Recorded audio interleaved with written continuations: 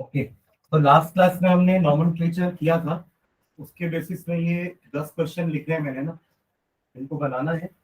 जो last class में नहीं थे वो एक बार थोड़ा सा शॉर्ट में समझ लो नॉमेनक्लेचर में हम क्या कर रहे थे। आपके IUPAC नॉमेनक्लेचर में नाम के 3 स्ट्रक्चर थे। फर्स्ट आपका प्रीफिक्स आता है, उसके बाद आता है वर्ड रूट और फिर आता है सफिक्स। वर्ड रूट हमें बताता है कि आपके पेरेंट चेन में कितने नंबर ऑफ कार्बन है, number of carbon in parent chain. Parent chain क्या होती है? It is the longest continuous chain. Longest continuous chain को हम पेरेंट चेन बोलते हैं। ठीक है। सफिक्स 2 टाइप के देखे थे। एन यूज करेंगे अगर सिंगल बॉन्ड है, इन यूज करेंगे अगर डबल बॉन्ड है, और आइन यूज करेंगे अगर ट्रिपल बॉन्ड है। इन या आइन लिखते समय हम पोजीशन भी बताएंगे कि किस पोजीशन पे डबल बॉन्ड या ट्रिपल बॉन्ड लगी हुई। बाकी सफिक्स के लिए अपन फंक्शनल ग्रुप देखेंगे। अगर फंक्शनल ग्रुप अल्कोहलिक है, OH है, तो उसके लिए सफिक्स लगता है ऑल। अगर फंक्शनल ग्रुप CHO है, एल्डिहाइड है, तो फंक्शनल ग्रुप लगता है, सफिक्स लगता है अल। इसको एल्डिहाइड बोलते हैं, इसको अल्कोहल बोलते हैं। अगर फंक्शनल ग्रुप ये लगा हुआ है C डबल बॉन्ड O, तो ये कीटोनिक ग्रुप होता है, इसके लिए आपका सफिक्स होता है ओन, ना कि वन। ठीक है। इसके बाद अगर COOH है, तो इसके लिए सफिक्स होता है ओइक एसिड। सभी में आपके एल्केन का E हटता है और ये जुड़ जाता है, क्योंकि E और O 2 वॉवल, E और A 2 वॉवल, E और O 2 वॉवल, E और O 2 वॉवल एक साथ नहीं रहेंगे, इसलिए हम एल्केन का E हटा रहे थे और एल्केनॉल, एल्केनल, एल्केनोन, एल्केनोइक एसिड ऐसे बना रहे थे। और ये तो आपके 4 सफिक्स हो गए। अगर आपका फंक्शनल ग्रुप कोई हैलोजन है, तो हैलोजन के लिए हम लगाते हैं प्रीफिक्स। प्रीफिक्स होता है हेलो, मतलब अगर फ्लोरीन है तो फ्लोरो लगेगा, फ्लोरीन है तो फ्लोरो लगेगा, ब्रोमीन है तो ब्रोमो, आयोडीन है तो आयोडीन। ये आपके प्रीफिक्स बनेंगे। प्रीफिक्स और कब लगता है? जब कोई ब्रांचेस होती है या फिर आपका कंपाउंड साइक्लिक होता है, उसके लिए हम साइक्लो नाम का प्रीफिक्स लगाते हैं। एक मैंने एग्जांपल दिया है, वो भी लास्ट में जो पेंटागन बना हुआ है ना, उसमें साइक्लो वर्ड लगेगा। ठीक है, तो ये पूरा रूल्स हुआ। अब आते हैं अपन इसमें, एक एक करके समझा रहा हूँ। हाँ, जो नहीं थे वो भी ध्यान से समझना, और पुराने लेक्चर्स देख लेना, मैं आज रिकॉर्डिंग डाल दूंगा पुराने लेक्चर। ठीक है। पहले नाम में कितने कार्बन दिख रहे हैं? पहला जो स्ट्रक्चर है 5, तो 5 के लिए वर्ड रूट होता है पेंट। ठीक है। पांचों के बीच में सिंगल बॉन्ड है, तो ये हो जाएगा ए, बस पेंटेन। कितने लोग ने बनाया था पेंटेन? ठीक है। नेक्स्ट, ये कितने कार्बन है? 4 नहीं है, ये 3 है। 4 कहां दिख रहे हैं? 1 2 3। 3 कार्बन के लिए वर्ड रूट क्या होता है? प्रो। तीनों कार्बन के बीच में बॉन्ड कैसी है? तो क्या आएगा? प्रोपेन आएगा। पर एक OH भी है साथ में। OH का मतलब होता है अल्कोहलिक ग्रुप। ये पहचानना जरूरी है, तभी तो हम सफिक्स या प्रीफिक्स लगा पाएंगे ना। अगर आपको समझ में नहीं आया कि फंक्शनल ग्रुप कौन सा है, तो आप कौन सा सफिक्स लगाओगे? समझ रहे? तो OH है यहाँ पे, मतलब अल्कोहल ग्रुप है। अल्कोहल ग्रुप में सफिक्स क्या लगता है? ऑल। तो हम E को हटा के लगा देंगे वहां पे ऑल। E हटेगा और आ जाएगा ऑल। 2 वोवेल साथ में नहीं रहेंगे। ठीक है, तो E हट के आ जाएगा ऑल, तो नाम क्या हो गया उसका? प्रोपेन। समझ रहे हैं एवरीवन? ठीक है। अब देखो, ये OH ग्रुप 3rd कार्बन पे लगा है, मतलब आखिरी कार्बन पे लगा है या पहले कार्बन पे लगा है। जिस ग्रुप में जिस कार्बन पे फंक्शनल ग्रुप लगा रहता है ना, वही आपका कार्बन नंबर 1 होता है। This is carbon number 1, carbon number 2, carbon number 3। अगर ये OH ग्रुप बीच वाले कार्बन पे लगा रहता है, जैसे कि क्वेश्चन नंबर 7, तो इसका भी नाम आप प्रोपेनॉल बोलोगे, तो फिर इसमें और इसमें तो अंतर ही नहीं है आपके हिसाब से। समझ रहे हैं क्या बोल रहा हूं? तो इसको डिफरेंशिएट करने के लिए आपको पोजीशन बतानी होगी कि यहाँ पे OH ग्रुप कौन से कार्बन पे लगा हुआ है। तो आप उसके लिए नंबरिंग करोगे, आप यहां से नंबर करो 1 2 3 या यहां से करो 1 2 3, इस कार्बन को तो 2 ही नंबर मिलने वाला है, आया ना, तो फर्क नहीं पड़ेगा। तो अब इसका नाम में भी प्रॉप तो आएगा ही, एन भी आएगा ही, बट अब साथ में अपन बीच में 2 भी लगा देंगे, प्रोपेन 2 ऑल। इससे पता चल जाएगा कि प्रोपेनॉल तो है, बट OH ग्रुप कहां लगा हुआ है, सेकेंड कार्बन पे, पहले कार्बन के नाम, और कुछ नहीं लिखा है मतलब फर्स्ट कार्बन पे। कभी कभार हम 1 स्किप कर देते हैं, 1 नहीं लिखा है तो मतलब समझ जाएंगे कि हाँ वो फर्स्ट कार्बन पे ही होगा, पर अगर सेकेंड कार्बन पे है तो 2 लिखना जरूरी है, वरना कैसे समझ में आया कि सेकेंड में कि फर्स्ट में। ठीक है, ओके, चलो coming back to this third one. कितने कार्बन है, अरे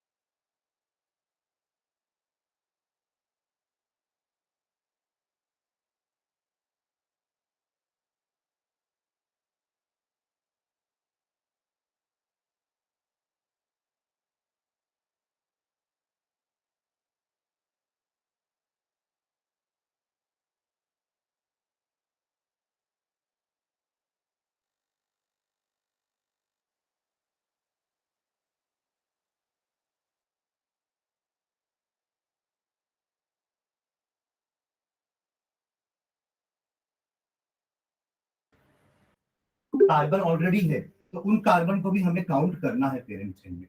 तो कितने कार्बन हुए यहाँ पे, 3, 3 होगा मतलब word root prop, word root क्या हो जाएगा, प्रॉप। तो प्रॉप और तीनों कार्बन के बीच में सिंगल बॉन्ड है तो प्रोपेन भी आएगा, और इसके लिए सफिक्स लगता है अल, तो वो ई हटेगा और अल जुड़ जाएगा, समझ गए, तो उसका नाम क्या हो जाएगा, प्रोपेनल। क्लियर है, chloroethane, this is propanal. Coming to this, कितने कार्बन है, 3, 1 2 3, राइट। तो 3 के लिए अगेन प्रॉप, तीनों के बीच में सिंगल बॉन्ड है तो प्रोपेन, ई हटेगा और क्या जुड़ जाएगा, ओइक एसिड, प्रोपेनोइक एसिड। समझ रहे हैं क्या, नेक्स्ट 6, कितने कार्बन है, 4, तो ब्यूट आएगा, ब्यूट आएगा ना, और ब्यूटेन भी होगा, कीटोन है वो, तो ब्यूटेनॉल होगा ना, ई हट के ओन जुड़ जाएगा, तो क्या नाम हो जाएगा, ब्यूटेनॉल। क्लियर है ये भी, देखो 1 तो नहीं हो सकता कभी भी, ये कार्बन यहां वाला डबल बॉन्ड O के साथ होगा या तो ये वाला होगा, तो हर केस में वो 2 ही रहेगा। आप चाहो तो ब्यूटेन 2 ऑन लिख सकते हो, अदरवाइज ये ब्यूटेनॉन भी सही है, क्योंकि 1 और 3 तो पॉसिबल ही नहीं है, 1 3 4 नहीं बना सकते आप, तो जो बना है वो ब्यूटेन 2 ओन ही होगा, समझ रहे हैं? लिख लो, दोनों नाम लिख लो और करके, ठीक है। अगला मैंने बता दिया है 7th वाला प्रोपेन 2 ऑल। हाँ, अरे समझ में आ रहा है सबको,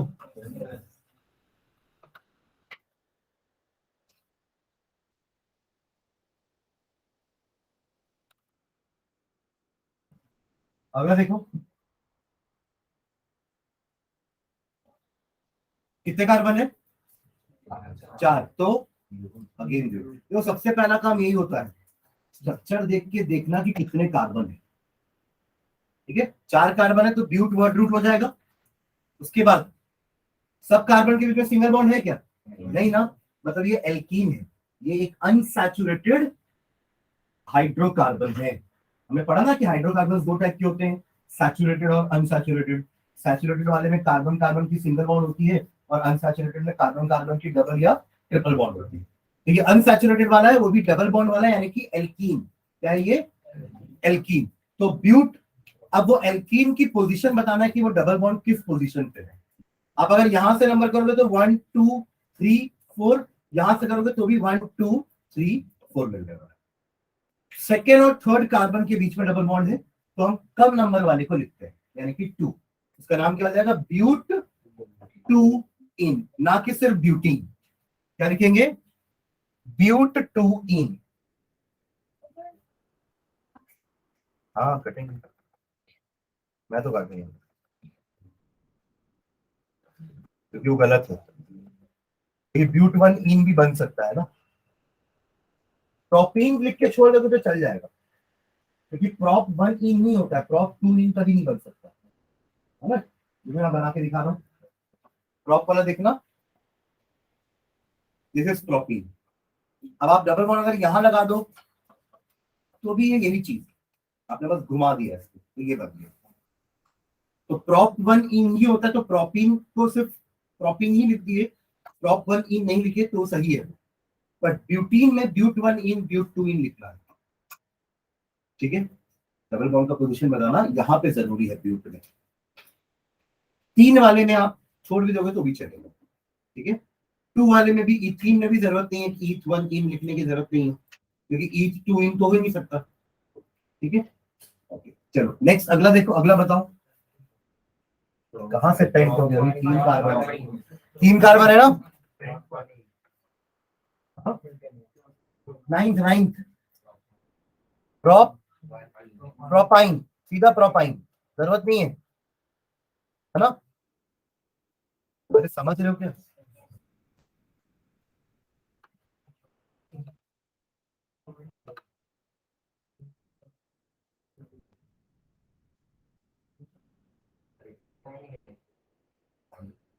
हाँ आहे,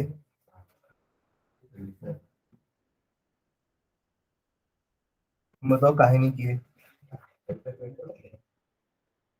अब टू वाइन बना सकते हैं, हैं? तो फिर इसलिए नहीं किए,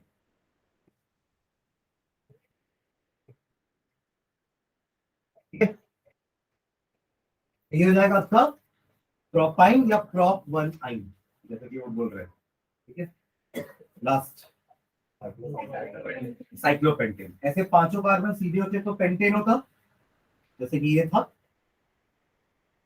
पर अब मैंने पहले और आखिरी कार्बन को जोड़ दिया, तो ये बन गया एक ring compound, cyclic compound.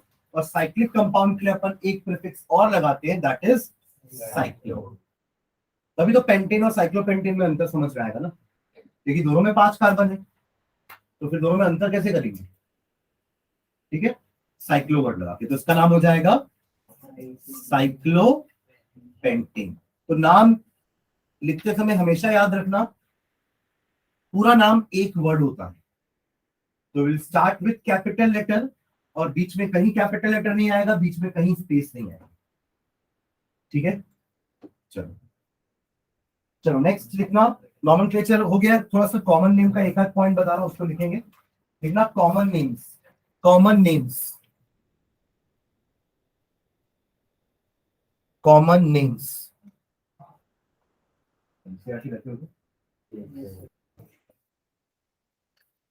Common names, अभी तक जो अपन देखे ना, दोज वर आईयूपीएसी नहीं, उसके लिए प्रॉपर सेट ऑफ रूल्स था, but there is no set of rule for common names.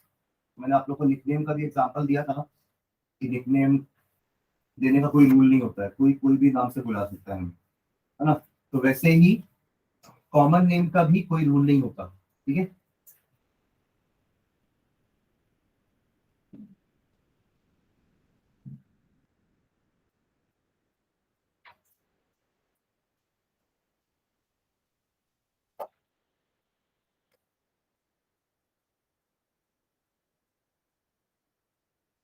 देखो इसमें straight chain compounds, straight chain compounds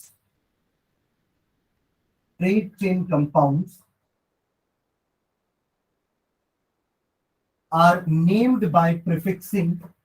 Straight chain compounds are named by prefixing.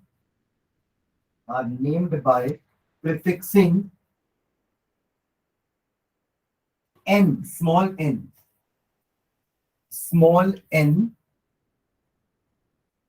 prefixing small n before the name of alkane. Before the name of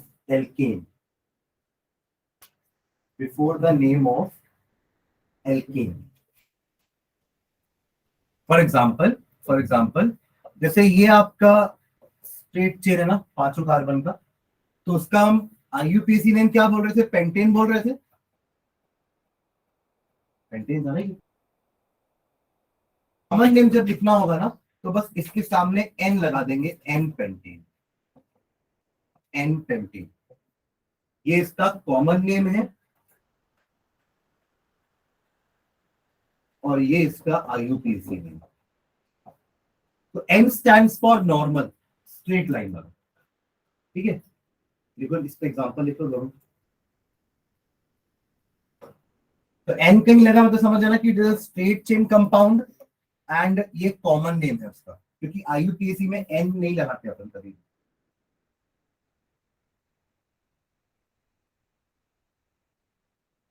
ठीक है,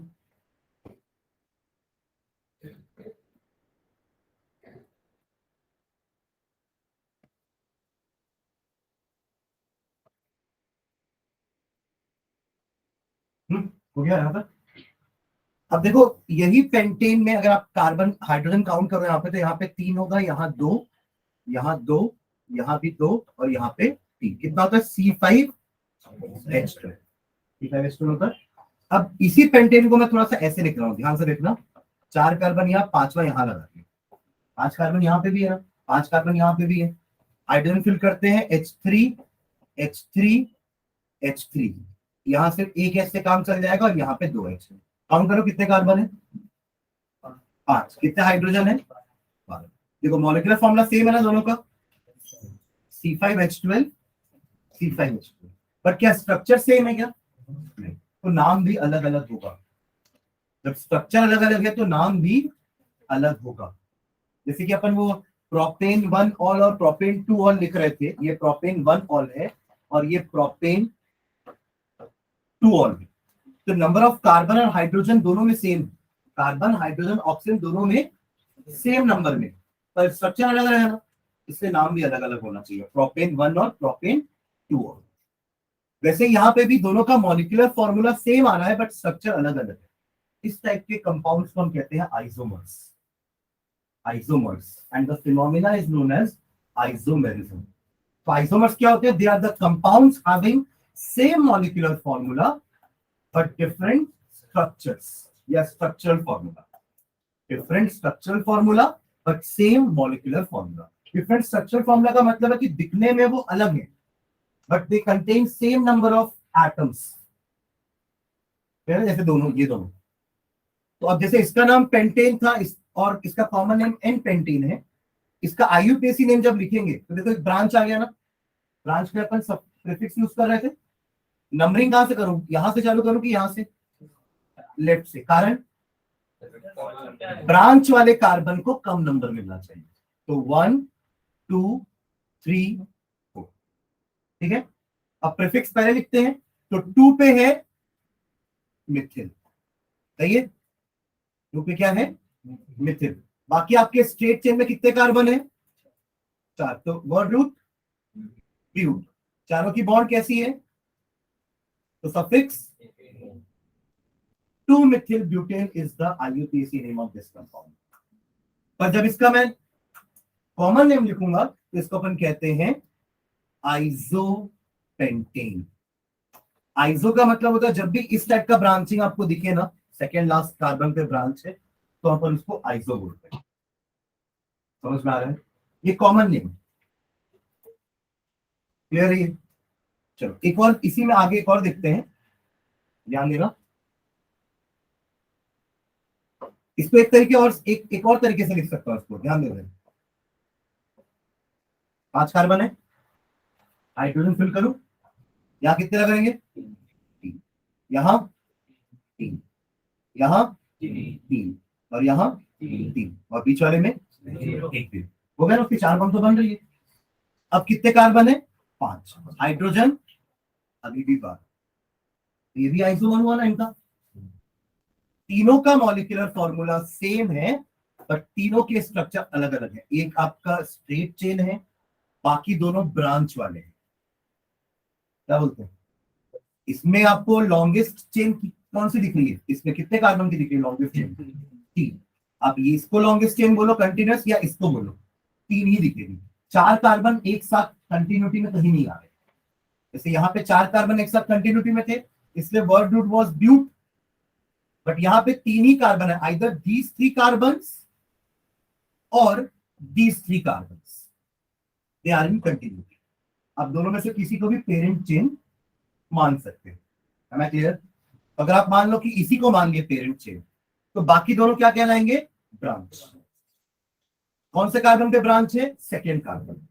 और दोनों branch same है ना, मिथिल मिथिल। तो अब इसका नाम क्या हो जाएगा? IUPAC 2,2, क्योंकि दोनों में है ना, मतलब 2 पे ही दोनों ग्रुप है, इसलिए 2 बार 2 लिखेंगे।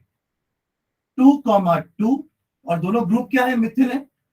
दोनों ग्रुप मिथिल है, इसलिए एक और चीज लिखेंगे यहाँ पे, डाई मिथिल। पिछले क्लास में भी एक स्टेप का अपन एग्जांपल देखे थे, ट्राई मिथिल वाला। यहां तक क्लियर है? ये हो गया आपका प्रीफिक्स 2,2 डाई मिथिल। अब पेरेंट चेन में आ जाते हैं। कितने कार्बन है? 3। तो वर्ड रूट प्रॉप, तीनों के बीच में बॉन्ड कैसी है? सिंगल, तो सफिक्स। तो 2,2 डाई मिथिल प्रोपेन। नंबर्स के बीच में कॉमा, नंबर और अल्फाबेट के बीच में हाइफन।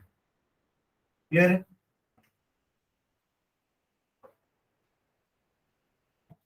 ठीक है, अब इसका बात करते हैं कॉमन नेम की। जैसे इसका था ना आइसो, वैसे इसके लिए अपन लिखते हैं नियो, नियो पेंटेन। समझ रहे? तो ये आपके पेंटेन के 3 आइसोमर्स हैं, एन पेंटेन, आइसोपेंटेन, नियोपेंटेन। तीनों का मॉलिक्यूलर फॉर्मूला सेम है, बट स्ट्रक्चर्स अलग हैं, इसलिए नाम अलग है।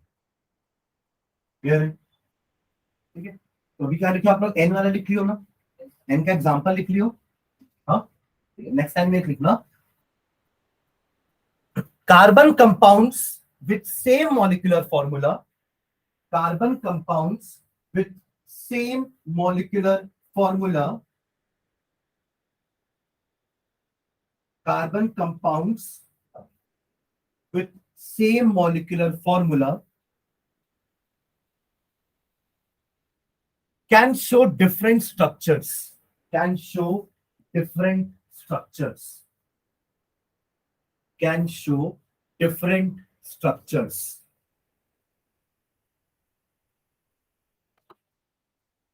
can show different structures, and hence different properties, and hence different properties, and hence different properties. This phenomena is called isomerism. This phenomena is called isomerism. This phenomena is called isomerism. And the compounds are called isomers. And the compounds are called isomers. And the compounds are called isomers. ठीक है, ऊपर हमने pentane का 2 नाम लिखा, एक pentane और एक एन पेंटेन। उसमें ये आपका IUPAC, ये आपका कॉमन है। इसके 2 और आइसोमर, ये और ये पॉसिबल है। तो नेक्स्ट टाइम में लिखना, 2 more isomers of pentane are, 2 more isomers of pentane are, 2 more isomers of pentane are, 2 more isomers of pentane are। पहला ये बना लो, है ना, और दूसरा ये बना लेना। दोनों नाम लिखेंगे ना, इसका IUPAC भी लिखना, नाम लिख के ब्रैकेट में लिखना ये IUPAC है और ये कॉमन नेम है। और फिर यार ये सर्च कराना थर्ड, ये इसका IUPAC नेम है और ये इसका कॉमन नेम है।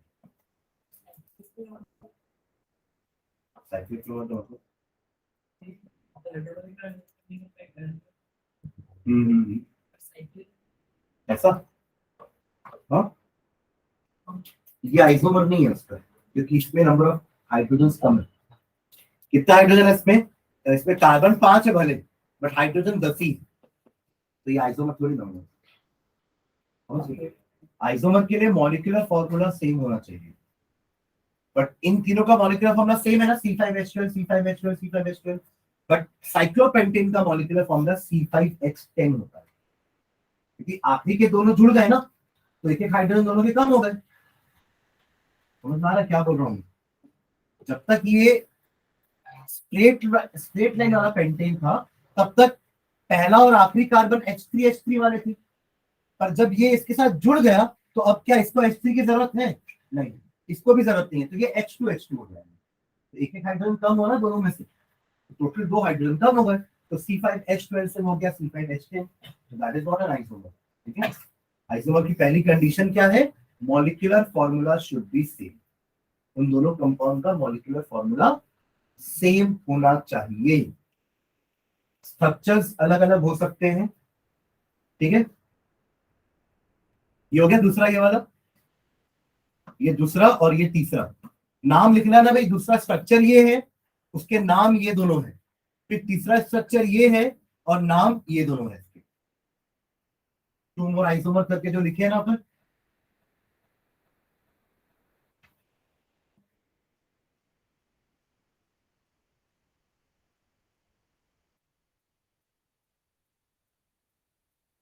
ठीक है, इनको हम चेन आइसोमर्स कहते हैं कि ये चेन है ना, अलग अलग।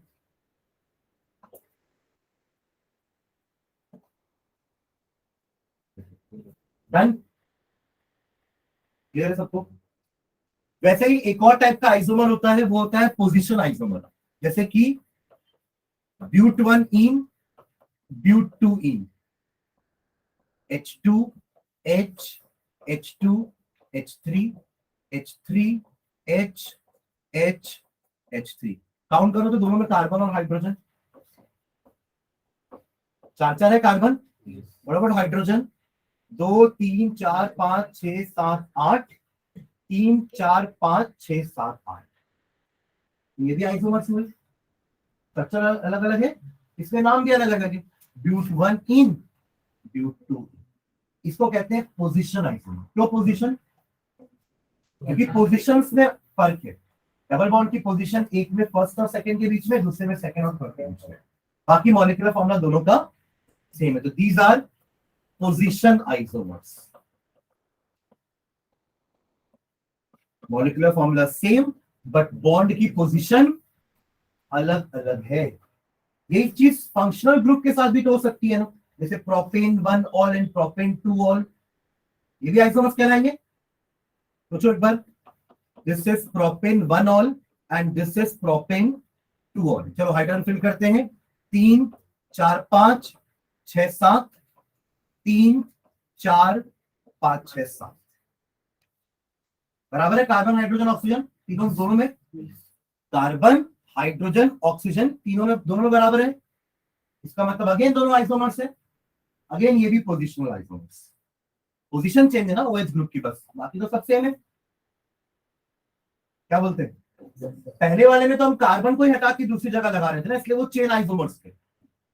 एन आइसोनियो, एन आइसोनियो। आइसो कब करेंगे? जब आखिरी वाले सेकेंड लास्ट कार्बन पे कोई ब्रांच लगी ऐसे, ये आइसो, ये नियो हो गया,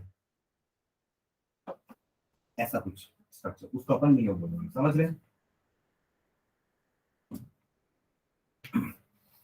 ब्यूटेन का कितना आइसोमर पॉसिबल है? ब्यूटेन का कितना आइसोमर पॉसिबल है?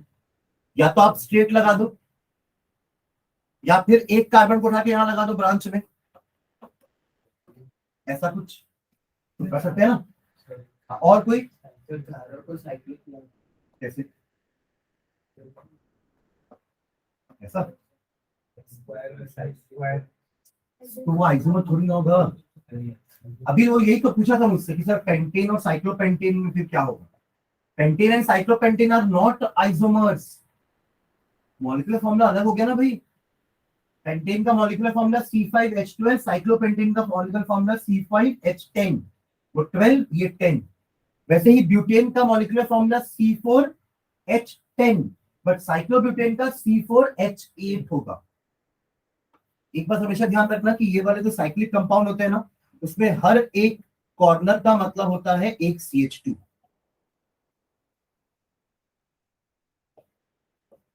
ये है साइक्लोब्यूटेन C4H8, और ये है मेरा ब्यूटेन C3, 5, 6, 7, एक सेकंड, 8, 9, 10। ठीक है, तो फर्क है ना हाइड्रोजन में, तो कैसे आप इसको आइसोमर बोल सकते हो। क्लियर है, चलो कुछ बोल रहा है बाबू। ठीक है, हाँ मुझे अब और बताओ ना, इसमें और कोई आइसोमर पॉसिबल है क्या। कितने बनेंगे, 2। ये भी नहीं है ना, ये तो इसी को पलटा दी ऐसे, तो ये कोई नया नहीं है। हमें क्लियर। तो ब्यूटेन के 2 ही आइसोमर पॉसिबल है चेन वाले। और कोई किसी को कुछ ट्राई करना है क्या इसमें, नहीं ना। हाँ, अरे कंपाउंड वही है, ऐसा ही बना दो, वो तो उसका बस रिप्रेजेंटेशन होता है, बॉन्ड लाइन डायग्राम। ठीक है, बट कंपाउंड वही है, कुछ नया नहीं है इसमें भी। इसका नाम भी ब्यूटेन है, इसका नाम भी ब्यूटेन है, इसका नाम कुछ अलग थोड़ी ना है। इसका नाम ब्यूटेन है, ये भी ब्यूटेन है। ये zigzag ब्यूटेन तो ना बोलूंगा मुझे, this also butane and this is also butane. तो ये कोई नया, ये कोई इसका आइसोमर नहीं है। ठीक है, 2 ही आइसोमर पॉसिबल है ब्यूटेन के। ठीक है, ओके चलो, तो ये आपका हुआ आइसोमरिज्म। ठीक है, चलो नेक्स्ट नेम डालना। Properties of, properties, chemical properties of organic compounds. Chemical properties of organic compounds.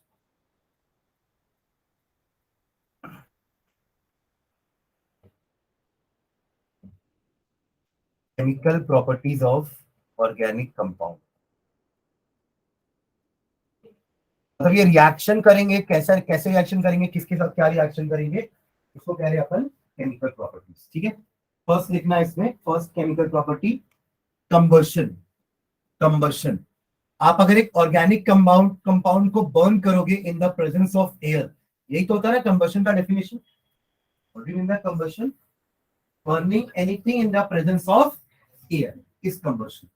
Air की सप्लाई कट कर दो, धीरे से आग खत्म हो जाएगी, बिकॉज ऑक्सीजन ही है जो कंबशन को सपोर्ट करता है। वो आग लगा नहीं रहा है, वह आग को बढ़ा रहा है, और जहां ऑक्सीजन खत्म हो जाएगा, आग अपने आप बुझ जाएगी। समझ रहे हैं ना।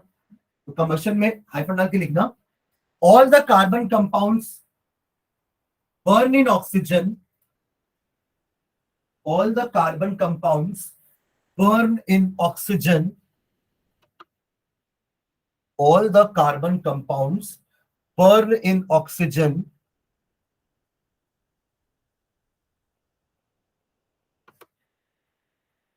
and yield carbon dioxide and water vapor, and yield देंगे मतलब बनेगा। yield एक्चुअली बोलते हैं ना, फसल अच्छी water vapour, carbon dioxide and water vapour, CO2 and H2O। समझ रहे हो क्या। हाँ, कैसे रहते एक्सेप्शन, बहुत ज्यादा हाई टेम्परेचर चाहिए, इग्निशन टेम्परेचर बहुत ज्यादा चाहिए। हाँ, यहाँ ध्यान देना, कंबशन का मतलब क्या है, burning in the presence of air, यानी कि ऑक्सीडेशन ही बोल सकते हैं ना अपन इसको, it is a kind of oxidation only. तो जितना भी आपके हाइड्रोकार्बन में कार्बन्स होंगे ना, they will be converted into CO2, और जितना भी आपके कंपाउंड में हाइड्रोजन होंगे, they will be converted into H2O। बस यही बनेगा, क्वांटिटी डिफर करेगी। आप अगर मीथेन को बर्न करोगे तो कार्बन डाइऑक्साइड कम बनेगा, आप इथेन को बर्न करोगे तो कार्बन डाइऑक्साइड ज्यादा बनेगा, आप प्रोपेन को बर्न करोगे तो कार्बन डाइऑक्साइड और ज्यादा बनेगा, आप ब्यूटेन को बर्न करोगे तो कार्बन डाइऑक्साइड और बनेगा, समझ रहे हो? ये C6H8 ना, C4H10, चारों ही हाइड्रोकार्बन है, चारों ऑर्गेनिक कंपाउंड है, एक कार्बन वाला, दो कार्बन वाला, 3 और 4, ठीक है। सबको अगर ऑक्सीजन के साथ में बर्न करता हूं तो हर बार मुझे carbon dioxide and water vapour ही मिलेगा, बस क्वांटिटी डिफर करेगी, हमें बैलेंस करना पड़ेगा इक्वेशन को। क्लियर है? वही लिखे आपको, ठीक है। चलो, water vapour, full stop. Heat and light are also release during this process, heat and light are also released during this process. Heat and light are also released during this process.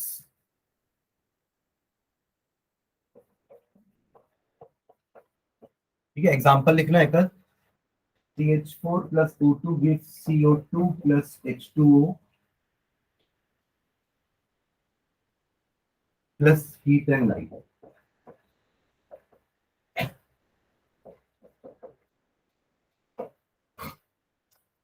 एक और example, alcohol को भी ले सकते हैं, alcohol भी तो hydrocarbon ही हो गया, CH3 CH2OH प्लस O2 मिलेगा वही CO2 plus H2O plus heat and light.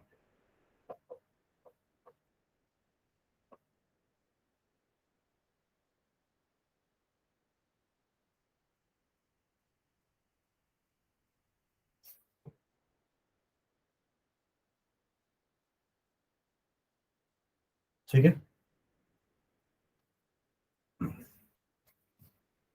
ये आपके बहुत जगह फ्यूल्स पे काम आते हैं ना, हमारे पेट्रोल डीजल में भी इनका कुछ ना कुछ क्वांटिटी रहता है, एलपीजी में ये रहते हैं।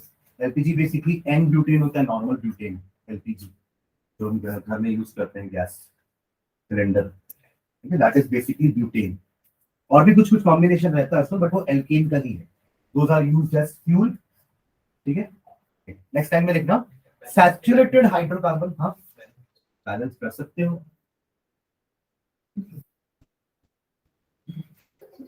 कैसे करेंगे, देखो बैलेंस, यहाँ पे आपके 3 ऑक्सीजन दिख रहे हैं, यहाँ पे 2 है ना, तो ये 2O2 होगा और यहाँ 2H2 हो जाएगा, ठीक है। लाइकवाइज इसको बैलेंस कर सकते हैं, ठीक है। चलो सेकेंड, अच्छा इसमें कुछ लिखवा रखा मैं, लिखो नीचे, saturated hydrocarbon give a saturated hydrocarbon give a saturated hydrocarbon give a clean flame saturated hydrocarbon give a clean flame due to their complete combustion, due to their complete combustion.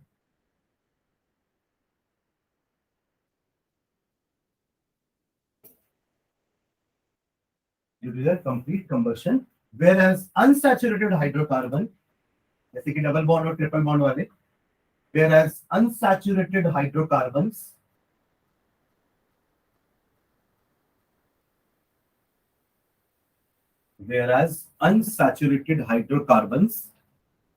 give a yellow sooty SOOTY flame, yellow sooty flame, as they do not undergo complete combustion, as they do not undergo complete combustion, as they do not undergo complete combustion.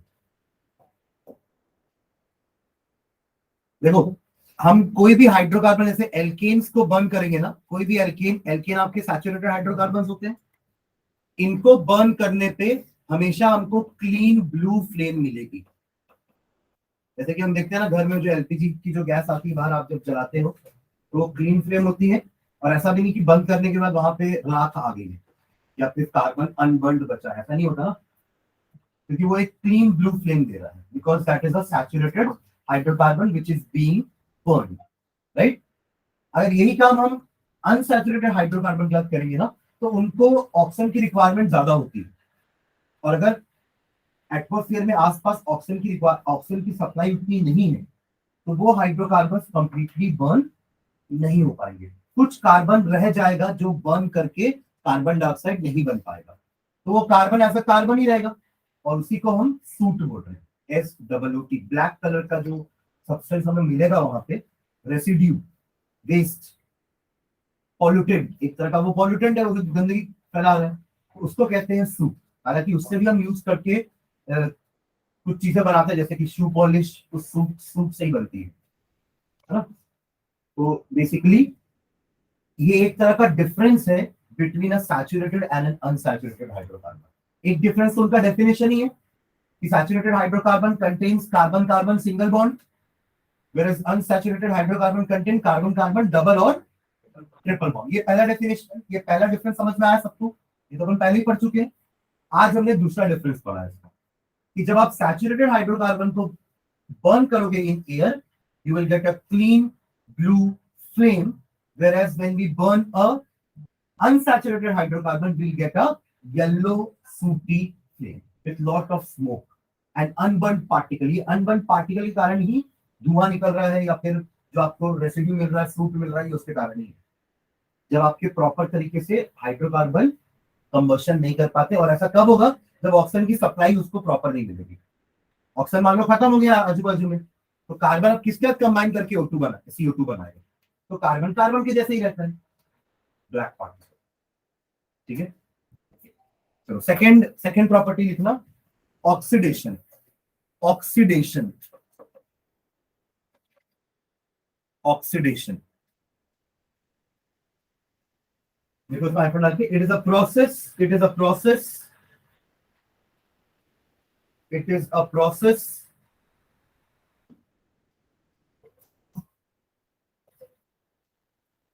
of intake of oxygen, it is a process of intake of oxygen and removal of hydrogen।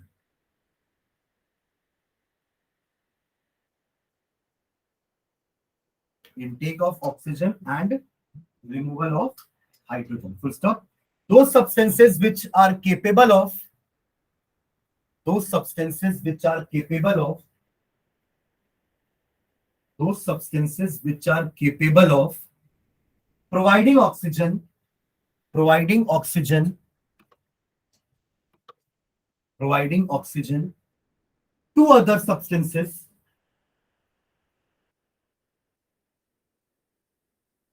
are called,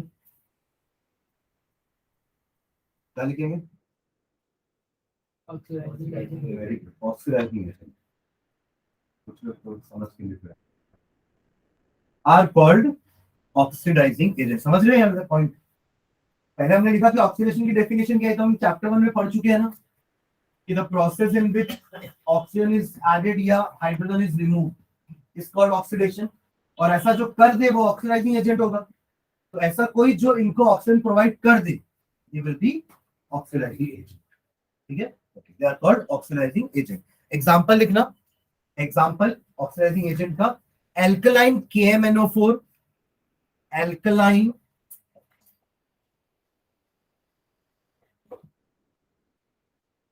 alkaline यानी कि basic है ना, alkali पढ़े ना अपन, alkaline KMNO4 and acidified K2Cr2O7, इसका नाम होता है पोटेशियम परमैंगनेट, और ये होता है पोटेशियम डाइक्रोमेट।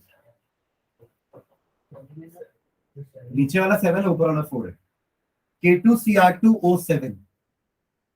ठीक है, potassium dichromate and potassium permanganate, these are two very popular oxidising agent. हम ये 11th और 12th में पढ़ेंगे अगर आप लोग साइंस लेके आगे पढ़ते हो। ठीक है, तो ये दोनों हमेशा आपको मिलेंगे as a oxidising agent, alkaline KMNO4 या acidified K2Cr2 O7 potassium dichromate permanganate MANGANAT, ठीक है, पोटेशियम परमैंगनेट। ऐसे लिखे थे एग्जांपल आर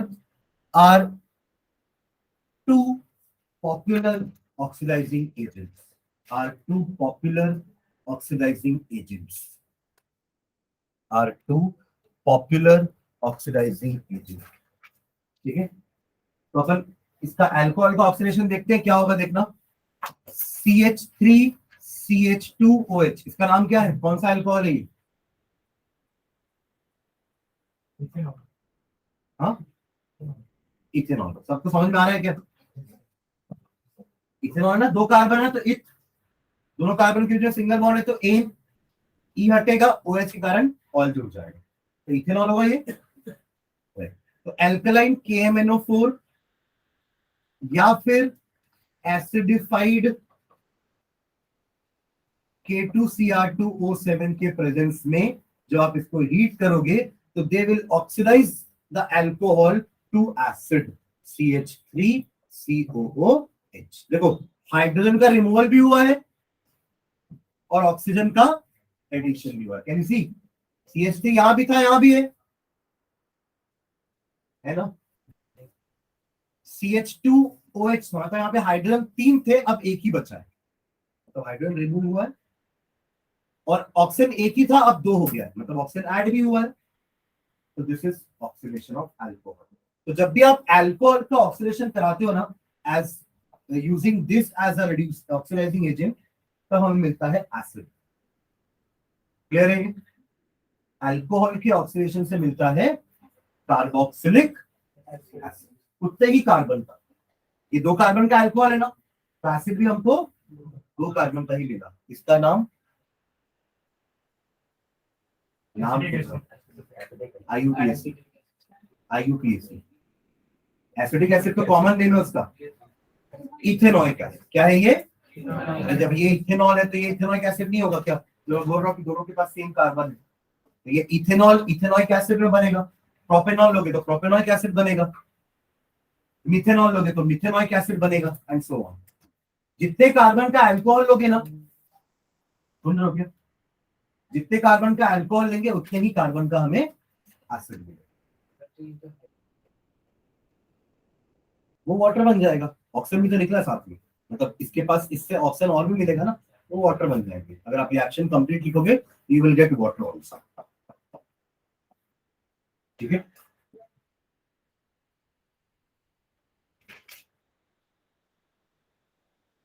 चलो नेक्स्ट सेकंड डालना, अगला रिएक्शन। ये सेकंड था। Third, addition reaction, addition reaction, addition reaction. Addition और ना मैं एक चौथा सब्स्टिट्यूशन इसको साथ में समझा रहा हूं, फिर हम लास्ट में इसको लिख लेंगे।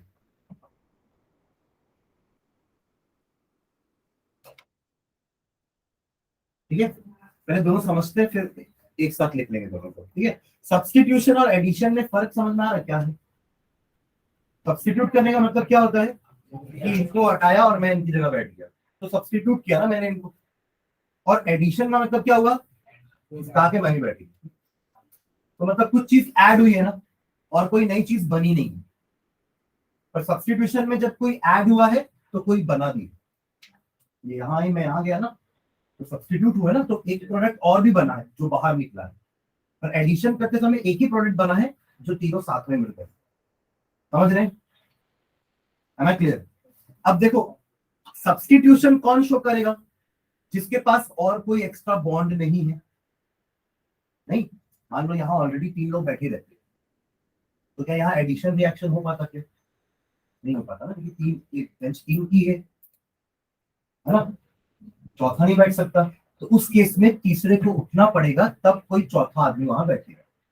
तो सब्स्टिट्यूशन कब होगा, जब ऑलरेडी कार्बन की सारी बॉन्ड ऑक्यूपाइड है अलग अलग एटम से।